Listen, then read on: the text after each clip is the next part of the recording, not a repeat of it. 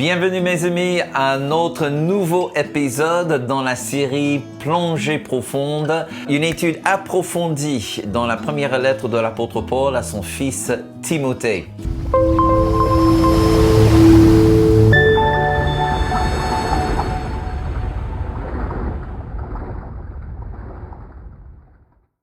Alors mes amis, nous sommes toujours en 1 Timothée chapitre 3. Dans notre dernier épisode, nous avons clôturé les qualifications d'un ancien. Mais avant d'aller plonger dans les qualifications d'un diacre, il y a encore des questions que nous devons nous poser, surtout par rapport à la structure de l'église locale et le rôle que les anciens jouent dans cette structure et comment les anciens sont reconnus et établis. Mes amis, je suis pertinemment convaincu que beaucoup construisent ce qu'ils appellent l'Église de Jésus-Christ, mais ils utilisent les outils de ce monde. Et à la fin, on a quelque chose qui ressemble beaucoup plus à la tour de Babel que quelque chose qui ressemble à l'Église de Jésus-Christ. Et mes amis, vous pouvez prendre une tour de Babel et ça pourrait être la plus grande tour du monde, remplie de gens qui se disent chrétiens, qui ont accepté le message du salut. Peut-être même vous pouvez mettre une croix sur le sommet de la tour de Babel, mais mes amis, la structure reste dans sa nature, néanmoins la tour de Babel. Et tôt ou tard, Dieu jugera cette tour. La tour doit tomber. Dieu, il aura une église qui est pure et non pas juste une congrégation qui est pure. Il n'aura pas que un peuple pur, mais il aura une structure qui est pure aussi. Gloire à Dieu. Dieu est un Dieu de structure autant que Dieu de contenu. N'oublions pas, on sert un Dieu qui a créé le jardin d'Éden. On a un Dieu qui a fait bâtir l'arche de Noé avec des instructions très particulières. On sert un Dieu qui a donné des instructions à Moïse par rapport à comment construire le tabernacle. Il a donné des instructions à Salomon comment construire, ou à David, comment construire le temple. Mes amis, on ne peut pas dire que le Dieu de la Bible n'est pas un Dieu de structure. Il est un Dieu de structure. Bien évidemment, ce qui est le plus important à Dieu n'est pas la structure, mais ce qui remplit la structure. Et j'en suis pertinemment convaincu de cela. Et c'est pour cela que dans nos jours, nous focalisons nettement plus sur la contenu, ce qui existe dans la structure, que la structure elle-même. Mais néanmoins, Dieu veut une structure. Alléluia. Qui correspond à la structure qu'il a établie dans le Nouveau Testament. Alléluia. Et il ne veut pas que nous nous utilisons comme dans le temps de David, où il a simplement regardé comment les Philistins ont transporté l'arche de l'Alliance en disant, cela a bien marché pour les Philistins. Ce qui compte, c'est pas le mode de transport. Ce qui compte, c'est ce que nous transportons, c'est-à-dire l'arche de l'Alliance, la présence de Dieu. Donc, si les Philistins ont bien transporté l'arche de cette manière, nous aussi, le peuple de Dieu, on va transporter l'arche de la même manière. Et nous pouvons voir, et si vous ne connaissez pas cette histoire, je vous encourage vivement d'aller trouver cette histoire dans 1 Samuel et mettre ça à l'étude, parce que mes amis, c'est vraiment une très bonne image de toutes les erreurs que nous faisons depuis 2000 ans au nom de Jésus-Christ. On dit, mais la structure, ça ne compte à rien. Ce qui compte, c'est la présence de Dieu. Cherchons la présence, que la présence. Et parfois, si la présence est mieux transportée par un char des Philistins, tant mieux. Faisons ainsi. Et ça mène toujours à la catastrophe. Peut-être pendant quelque temps, comme David, il a bien joui de la présence de Dieu. Jusqu'à ce qu'il y a eu un problème sur la route. Et dès qu'il y a eu un problème, la structure sur laquelle David transportait l'arche de l'Alliance n'était pas adéquate et n'était pas selon la parole de Dieu. Et dès qu'un serviteur de David a étendu la main pour stabiliser l'arche de l'Alliance, Dieu l'a frappé mort. Pourquoi? Parce que la structure n'était pas bonne. La structure n'était pas selon la parole de Dieu. Ce que je dis est très fort, mes amis. C'est juste que Dieu nous appelle à arrêter de jouer des jeux d'enfantillage. Il faut qu'on arrête de jouer aux cowboys et indiens. Il est temps qu'on soit des adultes et qu'on plonge véritablement dans la parole de Dieu pour dire, OK, ça c'est une structure selon la nouvelle alliance. Prions. Père très saint, dans cet épisode, je prie vraiment que tu nous donnes l'esprit de sagesse et l'esprit de révélation. Révélation pour que nous voyions et constatons ce qui existe vraiment dans la parole de Dieu. Et l'esprit de sagesse pour que nous comprenions comment mettre ces choses en place. Il y a beaucoup de choses, Seigneur, qu'on appelle l'Église, mais qui n'est pas l'Église. C'est la tour de Babel. Mais ce n'est pas l'Église de Dieu. Et Seigneur, dans les jours que nous vivons aujourd'hui, tu veux opérer une circoncision. Wouh!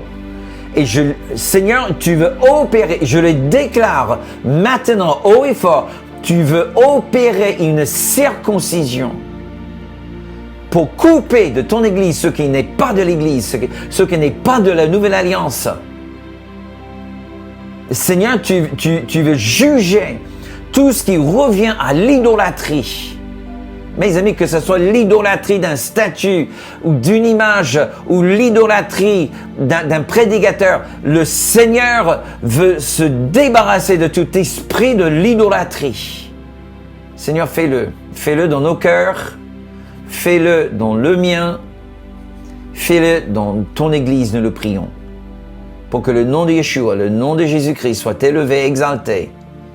Pour que le monde voie vraiment Dieu à l'œuvre, non seulement malgré son Église, mais que Dieu soit à l'œuvre, que le monde voit que Dieu est à l'œuvre à travers son Église. Et nous le prions dans le nom de Yeshua, le nom d'alliance qui est au-dessus de tous les autres noms, le nom du Seigneur Jésus-Christ. Amen et Amen. Alors, l'une des premières choses que nous devons absolument constater dans la Bible, c'est cet équilibre dans le fait qu'un ancien, il reçoit son autorité de Jésus-Christ, parce que c'est son Église, il est un serviteur de Jésus-Christ. Amen. Mais il est reconnu par une autorité apostolique et prophétique. Et il y a cette combinaison, et c'est ce mélange de ces deux ingrédients qui crée la légitimité dans l'Église de Jésus-Christ. Il faut savoir que cette notion d'être ordonné, imagine qu'un geôlier met un diamant dans une bague. D'accord. Dans le même, c'est pas le geôlier qui a créé le diamant. Il a façonné la bague certainement, mais il n'a pas créé le bijou. Néanmoins, il prend le bijou que Dieu a créé et c'est lui qui va le placer précisément dans une place, dans un emplacement créé dans cette bague qui est façonnée parfaitement pour ce diamant. C'est ça la notion d'être ordonné. Moi, je crois absolument que Dieu commence à travailler le cœur d'un futur ancien, probablement dès sa naissance. Je n'ai pas dit dès la renaissance, mais dès sa naissance. Dieu confirme une fois que la personne vient à Christ, il le confirme à plusieurs reprises, mais le travail commence dans son enfance. Qui sait, peut-être ça commence dans le ventre de sa mère. Mais c'est Dieu qui façonne, c'est Dieu qui travaille, c'est Dieu qui prépare le diamant. Ça, c'est pas l'œuvre d'un homme. Mes amis, tu ne peux pas aller à une école ou faire un séminaire ou un webinaire et faire une formation ou un stage quelque part pour devenir un ancien. C'est Dieu qui fait de toi un ancien. Point barre. Et ça, c'est vrai pour tous les ministères. Il n'y a que Dieu qui le fait. C'est Dieu qui façonne son homme. C'est Dieu qui façonne sa femme. Néanmoins, il y a le travail que doivent faire les hommes. Et l'homme fait la place où ce diamant sera posé. D'accord? Et cette notion de poser le diamant, c'est de là vient la notion de l'ordination. Lorsqu'on impose les mains sur un homme ou une femme pour les installer dans une place préparée. Mes amis, ça n'a rien à voir avec le tiquetage. Tu peux pas juste imprimer une étiquette, le coller sur le front de quelqu'un et dire « Ok, toi, c'est un ancien. Toi, c'est un diacre. » Pourquoi? J'en sais rien. La Bible le dit. Bon, on installe les anciens et les diacres parce que c'est dans la Bible. Écoute, c'est peut-être bien intentionné, mais c'est bien naïf. Parce qu'il n'y a rien que de pire que de prendre un morceau de charbon et le mettre dans la place là où Dieu, dans une place où normalement il fallait mettre un diamant. Et quelle est la différence entre un morceau de charbon et un diamant? La pression et le temps. C'est tout. Parce que le diamant provient du charbon. Ah, mais qui porte une bague de charbon, mes amis? Personne. Personne ne va mettre une pièce, un morceau de charbon dans une bague. Parce que ça n'a pas de valeur. Ce qui apporte au charbon de la valeur éventuelle, c'est la pression et le temps. Et c'est ça ce qui fait un ancien. Donc, arrêtons l'étiquetage. D'accord? Si la grâce n'est pas évidente, si tu n'es pas sûr et certain que tel et tel est un vrai ancien, alors mes amis, ne lui donne pas l'étiquette, parce que c'est pas l'étiquette qui fait de quelqu'un un ancien. C'est la pression sous la main puissante de Dieu et le temps. C'est ça ce qui fait de quelqu'un un ancien. Alors il faut savoir qu'il y a dans la Bible pas moins de 15 mots en grec qu'on peut traduire établi ou ordonné. C'est vraiment une langue très riche et on peut même soupçonner que les Grecs étaient assez obsédés avec cette notion de la place des uns et des autres, tu vois. La société grecque, surtout gréco-romaine, était très obsédée avec la place de chacun. Donc c'est peut-être l'une des raisons pour lesquelles il y a tant de mots qui signifient l'établissement ou la place, ou cette notion d'être ordonné ou mise en place dans une responsabilité. Alors, je vais juste soulever 3 mots qui sont assez souvent utilisés dans le Nouveau Testament. On voit le premier en Actes chapitre 1, lorsque les disciples ont proposé 2 hommes pour remplacer Judas Iscario après sa mort. L'un s'appelait Barsabas et l'autre Matthias. Et là, en verset 23, il dit que ils étaient présentés par les apôtres. Et le mot est estémi. Le mot grec, estémi. Ils étaient proposés. D'accord? Donc, il y a un autre, lorsque on arrive en Actes chapitre 6 et la nomination des 7 hommes pour servir aux tables, on appelle peut-être certaines les premiers diacres. On va étudier ça prochainement. Mais le mot est un mot qui vient du mot istémie, c'est le mot katistémie. Katistémie. Et c'est une même forme qui veut dire établir mais renforcer, qui signifie désigner ou ordonner. Il y a un autre mot, lorsque Paul s'adresse aux Éphésiens en Actes chapitre 20, et il dit que le Saint-Esprit vous avez mis comme évêque dans l'Église. Là, il utilise encore une forme de notre premier mot, istémie, il utilise le mot titémie, qui veut dire littéralement mettre en place. Donc nous voyons avec ces 3 mots que les 3 mots signifient presque la même chose. Donc c'est pour cela qu'on ne va pas se soucier avec le mot grec dans ce sens, parce que nous trouvons il y a plusieurs mots qui sont synonymes ou qui représentent à peu près la même chose, c'est-à-dire que la création divine et la reconnaissance humaine. Encore une fois, la création divine, c'est Dieu qui établit, mais c'est l'homme qui reconnaît. Écoutez ceci encore.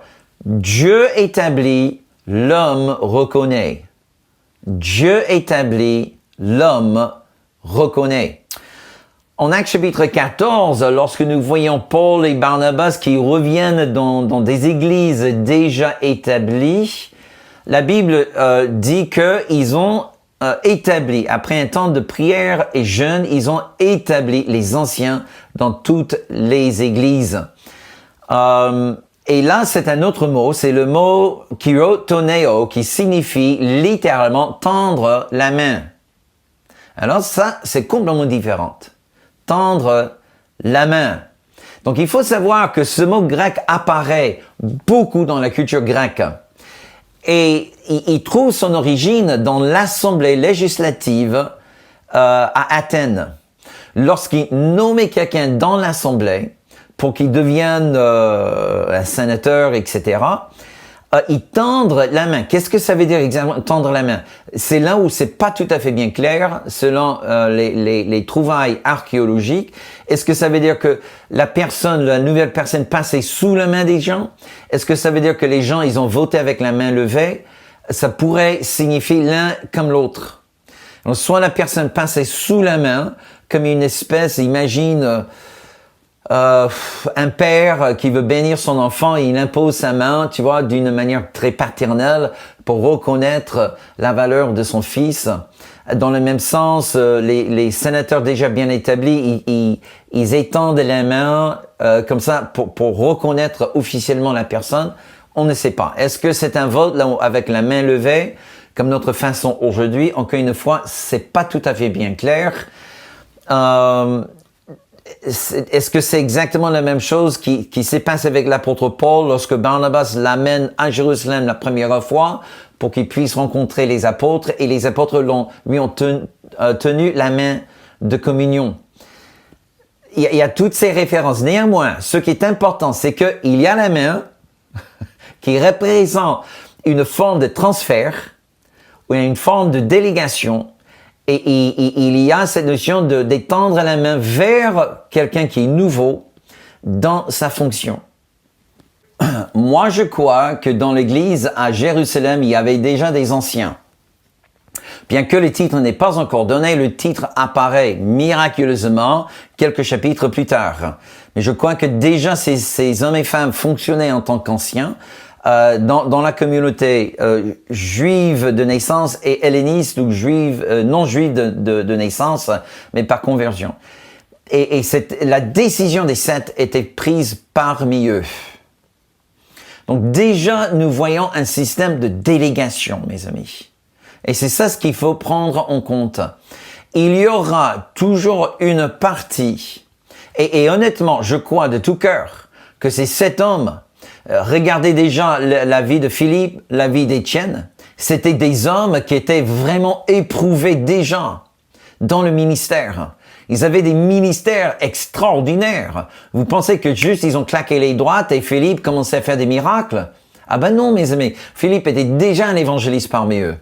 Et c'est pour cela qu'ils ont nommé Philippe, parce qu'il exerçait déjà son ministère. Il n'avait pas encore la reconnaissance officielle. La reconnaissance est venue par la suite, mais croyez-moi, de toute évidence biblique, Philippe n'était pas un nouveau converti lorsqu'ils l'ont nommé à ce poste. Ni Étienne, et probablement aucun des autres. Donc, par ceci, nous pouvons vraiment constater que Dieu crée le ministère. Dieu établit l'homme, Dieu établit la femme. Et mes amis, écoutez-moi, si vous attendez une étiquette, si vous attendez une reconnaissance officielle avant de commencer à servir, vous allez attendre longtemps. Parce que Dieu veut que tu commences à servir bien avant que tu sois reconnu. Et bien évidemment, la dernière chose que nous pouvons citer par rapport à cette notion de mettre en place un ancien provient de Deutéronome chapitre 34, lorsque Dieu dit à Moïse de prendre Josué, place-le devant l'assemblée d'Israël, impose tes mains sur lui et lui donne une part de ton autorité. Donc, c'est ça la notion. Encore une fois, Dieu va créer l'homme et la femme. Amen. Et c'est Dieu qui va les exalter par le service. Et le jour viendra, alléluia, où ils seront reconnus dans la congrégation. Et puis finalement, et c'est la dernière phase, ils reçoivent l'imposition des mains et ils sont établis officiellement. Donc encore une fois, Dieu élève un homme, une femme, il déverse ses grâces, il les forge dans les temps. Amen. Ils sont éventuellement reconnus dans la congrégation comme des gens fiables et fidèles et loin de Dieu. Et Dieu envoie l'apôtre et le prophète avec l'imposition des mains en collaboration avec les autres responsables de l'Église. Et cette personne est établie. Et ça, c'est le modèle biblique. Avant de terminer ce temps sur les anciens, il y a juste un dernier point que j'aimerais soulever très rapidement avant de terminer. Un ancien doit prendre soin de l'Église de Dieu. Donc le mot grec qui est traduit ici, prendre soin, c'est le mot grec epimelomai. Et qui signifie épi, qui veut dire dedans, et mélo, qui signifie s'intéresser à quelqu'un. En fait, ce qui est une image vraiment parfaite. Luc utilise ce mot en Luc chapitre 10 dans l'histoire du Samaritain. Et le bon Samaritain qui voit quelqu'un qui était dérobé, qui était volé et laissé à mourir au bord de la route. Et le bon Samaritain, il prend l'homme, il l'amène dans un hôtel et il demande au concierge de l'hôtel de prendre soin de cet homme. Wow! Donc, l'homme, il a payé pour le soin, il a dit, voilà, tu en prends soin de lui, et si jamais, quand je reviens, si jamais tu dépenses au-delà de ce que je viens te donner, je te rembourse la différence. Et l'idée ici, c'est que l'homme qui est complètement brisé, abattu par le monde, il est à la charge du concierge de l'hôtel, et c'est à lui maintenant de soigner cet homme, penser les blessures et de le ramener à la bonne santé. Et ce qui est vraiment intéressant, c'est le rôle principal des anciens. Alléluia. Donc, c'est de prendre les gens qui sont complètement brisés par le monde, battus par le monde, on les a volés, on les a dérobés, on les a saccagés, pillés, et ils arrivent dans l'église tout cassés. Et c'est vraiment le travail, et c'est là où nous voyons vraiment le cœur d'un ancien, d'un vrai berger. S'il est capable non pas juste simplement à sentir la miséricorde pour la personne, mais est-il compétent pour soigner les blessures et d'amener la personne à la bonne santé. Mes amis, je suis pasteur d'une manière à plein temps depuis presque 40 ans maintenant. Tout le monde que j'ai voulu soigner ne voulait pas être soigné. Il y a des gens qui ne prennent pas les médicaments comme le médecin lui dit. Voilà, donc néanmoins, c'est pas toujours un travail facile. C'est parfois un travail de longue durée. Il y a des gens qui se guérissent très vite. Il y a d'autres gens qui se guérissent pendant des années et des années. Donc tu peux être assis à côté de quelqu'un le dimanche matin qui est en cours de route, mais qui n'est pas encore complètement guéri et restauré, n'est-ce pas? Mais le rôle néanmoins d'un ancien, et ça c'est quelque chose vraiment, j'aimerais vraiment vous laisser avec ça. Le vrai rôle, le vrai objectif d'un ancien, c'est le soin de celui qui est brisé par le monde. Voilà, c'est tout le temps que nous avons. Alors nous finissons avec ce dernier, nous finissons avec les qualifications d'un ancien et son établissement dans l'Église de Dieu. Dans notre prochain épisode, on va aborder la question des diacres et quelle est la différence entre un diacre et un ancien. Merci beaucoup d'avoir suivi cet enseignement. Veuillez me laisser juste un petit mot en dessous de cette vidéo, ça serait vraiment sympa et je ferai de mon mieux pour vous répondre. Merci aussi de cliquer sur le petit pouce. Et si vous n'êtes pas encore abonné à notre chaîne, merci de le faire maintenant. Vous pouvez aussi cliquer sur la cloche. Comme ça, YouTube vous avertira la prochaine fois que nous postons une vidéo sur notre chaîne YouTube. Merci beaucoup. Je vous bénis et je vous donne rendez-vous à notre prochain épisode.